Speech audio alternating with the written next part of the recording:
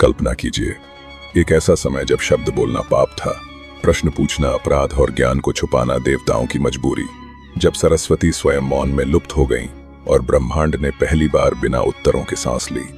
यह कथा किसी युद्ध की नहीं है, न किसी अवतार की। यह उस क्षण की कहानी है जब ईश्वर भी डर गए थे कि यदि मनुष्य जाग गया तो वह झुकेगा नहीं। सृष्टि के उस प्राचीन संधिकाल में, जब ब्रह्मा की श्वासों से लोक बनते और विष्णु की पलकों से समय झरता था, सरस्वती एक बार अदृश्य हो गई थी। यह वह काल था जिसे अप्रकट युग कहा जाता है, जब ज्ञान का अस्तित्व था पर उसका उच्चारण वर्जित था, क्योंकि देवताओं को भय था कि यदि मनुष्य को पूर्ण ज्ञान मिल गया तो वह प्रार्थना नहीं, प्रश्न करने लगेगा। उसी युग में हिमालय की एक गुप्त गर्भ गुहा में सरस्वती ने कालगर्भा रूप धारण किया, जहां वे शब्द नहीं बल्कि अर्थ को जन्म देती थीं, और हर अर्थ एक बीज की तरह समय की कोख में रोप दिया जाता था। देवर्षि नारद तक वहां पहुंचे, पर जैसे ही उन्होंने वीणा छेड़ी, तार मौन हो गए, क्योंकि उस गुहा में ध्वनि का प्रवेश निषिद्ध था।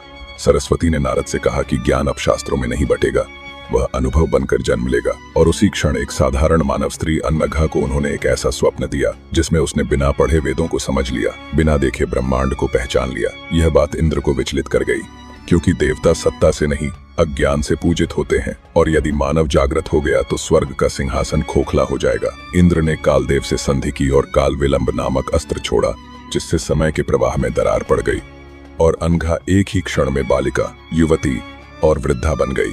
उसका शरीर टूट गया पर चेतना नहीं, और वही चेतना आगे चलकर मौन ऋष्य बनी।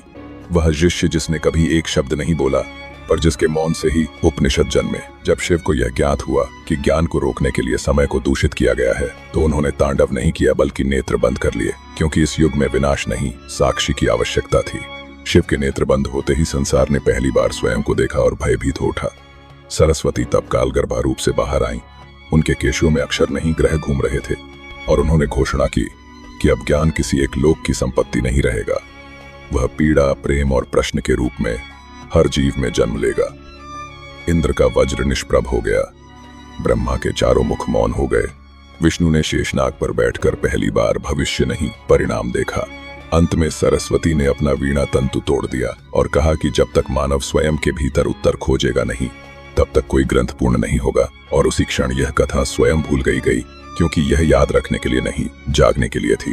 कहते हैं उस दिन के बाद सरस्वती कहीं नहीं मिली, लेकिन ज्ञान कभी रुका नहीं। वह अब ग्रंथों में नहीं, आपके प्रश्नों में रहता है, आपके मौन में जागता है और आपके कर्मों में प्रकट होता है। यदि यह कथा आपको कहानी नहीं लगी बल्कि कहीं भीतर कुछ हिला गई, तो समझिए कालगर्भा सरस्वती ने आपको सुन लिया है।